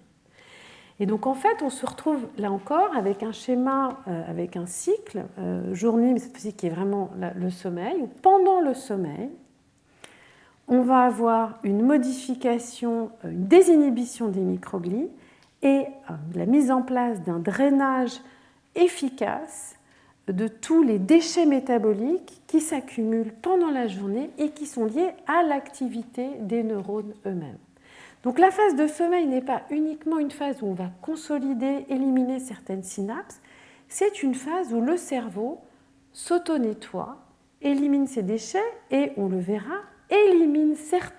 empêche l'accumulation de certains composés qui peuvent être éminemment toxiques. Donc c'est la même chose dans un contexte d'anesthésie. Donc c'est véritablement, on peut relier ça à certaines ondes et j'y reviendrai. Et là encore, on peut bloquer ça en modulant sur les niveaux de noradrénaline. Donc la noradrénaline cérébrale coordonne une levée d'inhibition microgliale et un drainage important du tissu cérébral pendant cette phase de sommeil. Et c'est quelque chose qu'on peut voir aussi extrêmement bien chez l'homme, ça date de 2019, où véritablement les chercheurs ici ont réalisé une étude assez remarquable, où ils ont pu montrer qu'en effet c'est la noradrénaline, mais que c'est quelque chose de beaucoup plus compliqué et couplé, où on a en fait un couplage pendant le sommeil entre les ondes lentes associées au sommeil profond, qui vont créer un pattern très particulier de régulation, de vasoconstriction, de vasodilatation des vaisseaux sanguins qui sont associés donc à tout ce drainage lymphatique. On va avoir un gonflement de l'espace extracellulaire, l'espace entre les neurones gonfle pendant la nuit, et ça va favoriser le drainage, la mise en place de ce circuit lymphatique. Donc on a des oscillations du fluide cérébrospinal qui suit ou qui est important pendant ces phases de sommeil que l'on peut monitorer de différentes manières et qu'on peut suivre dans le liquide céphalorachidien où on peut regarder comment les différents composés arrivent et ça c'est chez l'homme. Donc on a véritablement une phase de sommeil qui va permettre de nettoyer, de mettre au repos, d'éliminer les déchets métaboliques et donc le fameux grand nettoyage du sommeil dont je parlais. J'ai un petit peu honte parce qu'il est 5h30, mais vous avez tenu jusque-là. Si vous êtes encore là, voilà, c'est la phase de nettoyage. Et donc, on brade tout. Donc, on a un écosystème très particulier où on repose donc sur ces cellules, ce drainage, parce qu'il n'y a pas de système lymphatique dans le cerveau. Donc, on repose sur ce système pour éliminer les déchets métaboliques, mais aussi enlever potentiellement des cellules toxiques, faire remonter des antigènes qui vont pouvoir être reconnus par les cellules immunitaires dans les méninges ou dans les ganglions cervico-lymphatiques, etc. Et tout ça se passe pendant la phase de sommeil. Donc pendant la phase d'éveil, l'activité cérébrale, voilà. Et pendant la phase de sommeil, les microglies deviennent actives, régulent les circuits, potentiellement, elles aussi participent à l'élimination de certains déchets parce que ce sont des phagocytes et on y reviendra, mais on a la mise en place d'un drainage lymphatique efficace, extrusion et éventuellement présentation ou activation immunitaire.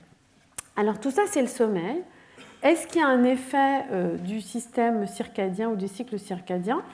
Pour l'instant, très peu. La seule chose qui a été vraiment, où il y a des arguments pour penser, c'est pour cette phase d'extrusion, d'activation, de localisation de différents composés au niveau des ganglions lymphatiques. Je dis juste deux mots. Donc là, c'est juste pour vous montrer à quel point le drainage est vraiment différent entre le jour et la nuit. Donc ici, c'est chez la souris, donc c'est inversé. Donc c'est pendant la phase de sommeil ou d'inactivité qu'on a ce drainage. Mais quand on regarde le trafic jusque dans les ganglions cervico-lymphatiques, donc plus uniquement l'extrusion vers la surface, mais le trafic des composés jusqu'aux ganglions, on a en fait une variation entre la phase inactive et la phase active, et qui en fait, lorsque l'on joue sur des privations de sommeil, etc., on peut voir qu'en fait cette modification est véritablement plutôt liée à un rythme circadien. Donc le trafic jusque dans les ganglions est potentiellement régulé aussi par les rythmes circadiens. Néanmoins, on a véritablement un sommeil qui va être un grand orchestrateur d'une phase réparatoire, d'élimination, de nettoyage, qui, alors c'est une manière finaliste de voir les choses, mais qui ne peut pas avoir lieu pendant la phase d'éveil active pendant laquelle les neurones sont actifs. Ce qui est important aussi, c'est que ce drainage, ce nettoyage va forcément avoir un effet sur les microglies s'il ne se passe pas bien, puisque les seules cellules qui peuvent éventuellement nettoyer, ou en tout cas les seules cellules, une population cellulaire importante qui peut nettoyer le tissu s'il y a des composés toxiques, problématiques, c'est les microglies. Donc on a un espèce de couplage entre ces deux systèmes potentiellement de nettoyage pendant les phases de sommeil. Et je voudrais juste terminer rapidement pour vous dire deux mots de dans quel contexte finalement des modifications, des perturbations de ce drainage, de ces activités, dans quel contexte pathologique on pense que ça peut être important. Et l'un de ces contextes, c'est des maladies neurodégénératives, comme par exemple la maladie d'Alzheimer. C'est un exemple, mais il y a d'autres pathologies neurodégénératives où on a une accumulation de certains composés toxiques. Donc, dans le contexte de la pathologie, la maladie d'Alzheimer, on a plusieurs choses. On a une accumulation de ces peptides bêta-amyloïdes qui vont faire des plaques amyloïdes séniles, mais on a aussi une accumulation de ce taux hyperphosphorylé et on a ultimement une dégénérescence dans les régions particulières du cerveau. Donc, on a des accumulations ici de peptides bêta-amyloïdes ou de taux qui se produisent dans le tissu, qui sont bien sûr la cause de ces pathologies est multifactorielle, mais on a une accumulation de ces composés potentiellement nocifs dans des contextes pathologiques. Et ce qu'on a bien vu chez l'animal, mais on va le voir aussi chez l'homme, c'est que le sommeil, de manière générale, promeut la clairance, apparemment c'est la traduction de clearance, moi je ne savais pas, mais l'élimination, la clairance, l'élimination de ces composés qui peuvent s'accumuler, comme notamment les peptides amyloïdes bêta. Et ici, on peut suivre, c'est des peptides amyloïdes bêta qui sont marqués, on peut suivre dans les différentes phases et on voit que le sommeil a une activité particulière sur l'élimination de ces composés. Ce qui a été bien montré aussi chez l'homme, et chez la souris et chez l'homme, c'est que les cycles sommeil-éveil sont très importants pour réguler. Interstitial fluid, c'est ce qui est drainé, c'est ce qui traverse en fait le parenchyme, et qui arrive dans le liquide céphalorachidien. Cette fois-ci, c'est sur la molécule Tau, qui s'accumule également dans le contexte de la maladie d'Alzheimer. Mais ce qu'on peut voir ici, donc là, c'est chez la souris, dans des situations contrôle, on a en fait une légère accumulation en noir de cette protéine Tau pendant la phase active. Donc là, dark, c'est la souris, c'est la phase active. Et quand on fait une déprivation de sommeil, on voit qu'on a une accumulation beaucoup plus forte de cette molécule, quoi qu'il arrive. Enfin, quoi qu'il arrive, aussi bien dans la phase de repos que dans la phase de sommeil. Et chez l'homme, ici, donc c'est inversé, mais on peut voir qu'on va retrouver également des modifications, et dans les individus qui ont été déprivation de sommeil, on a une accumulation beaucoup plus forte pendant cette phase notamment, qui est censée être la phase de sommeil. Donc on a véritablement l'idée que ce nettoyage permet d'éliminer des composés métaboliques qui vont perturber le fonctionnement du cerveau, mais aussi potentiellement des dérivés qui, à terme, peuvent devenir toxiques. Et on peut même monitorer ou suivre avec des sondes TEP l'accumulation de certains composés, même après une nuit de déprivation sensorielle. Alors, bien sûr, c'est une accumulation qui peut être rattrapable, récupérable, etc. Mais c'est une illustration pour montrer que ces phases nocturnes de nettoyage, de remodelage et de stabilisation peuvent avoir véritablement un effet sur l'accumulation de certains composés. Et à l'heure actuelle, dans le contexte de la maladie d'Alzheimer, les chercheurs imaginent qu'il y a plusieurs interactions entre, d'une part, une clairance, une élimination, un drainage qui peut être défectueux, une accumulation de composés locales, et l'accumulation de ces composés toxiques localement va perturber le fonctionnement local des neurones, mais également de ces petites microglies, ces cellules immunitaires, qui elles-mêmes vont intervenir pour tenter de nettoyer l'accumulation de ces composés comme les plaques amyloïdes ou la protéine Tau, et contribuer ou participer à une inflammation locale et à une progression de la maladie. Et donc dans ce contexte-là, véritablement, il est en train d'émerger que des modifications circadiennes qui se produisent également dans un contexte de sommeil pourraient participer, avec d'autres facteurs bien sûr, à l'accumulation de ces composés qui vont conduire à terme à une augmentation de l'inflammation et à des défauts synaptiques et ultimement à des contextes neurodégénératifs.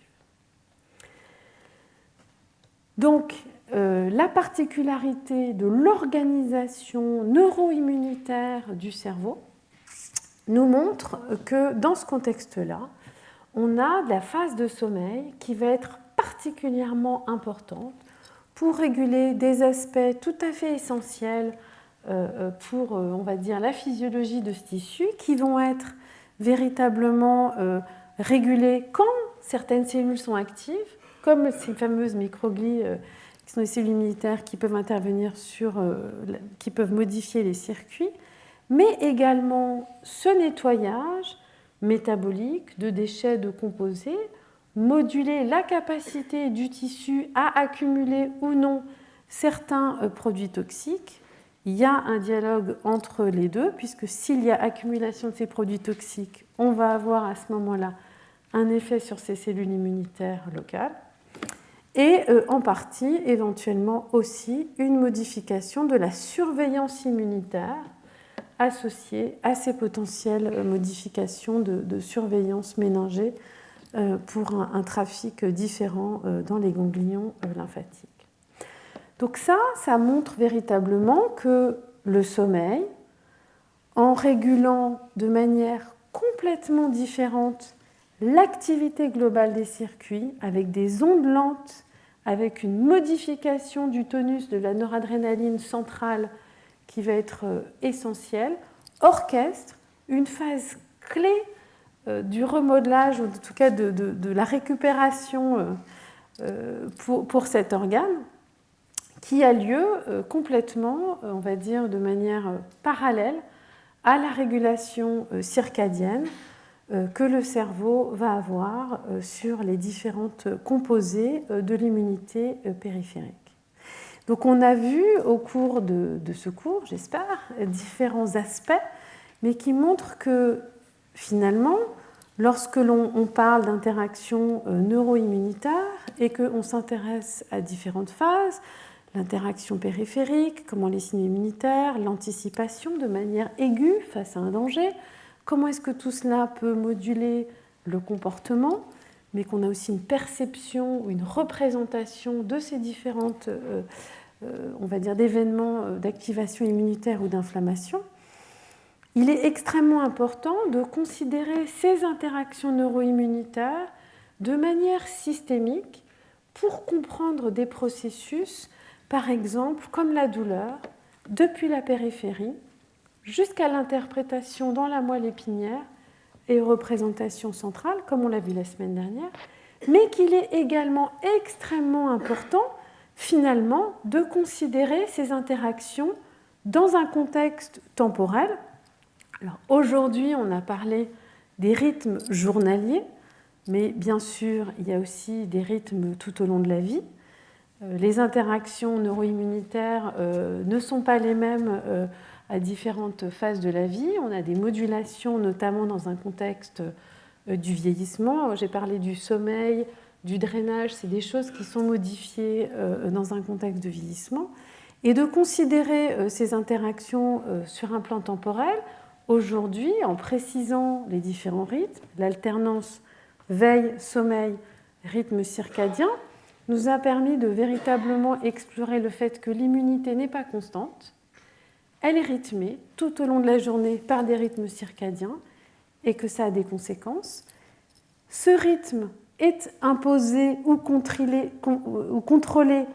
par le cerveau, par l'horloge circadienne initiale, et que dans le contexte du sommeil, de l'alternance sommeil-veille, on a là aussi véritablement un fonctionnement complètement différent des interactions neuro-immunitaires au sein du cerveau qui vont imposer une modification du rythme des cellules immunitaires dans le cerveau, les microglies, et du drainage des déchets métaboliques et potentiellement l'accumulation de certains composés toxiques, et que toutes ces interactions croisées peuvent être importantes dans un contexte physiologique comme pathologique.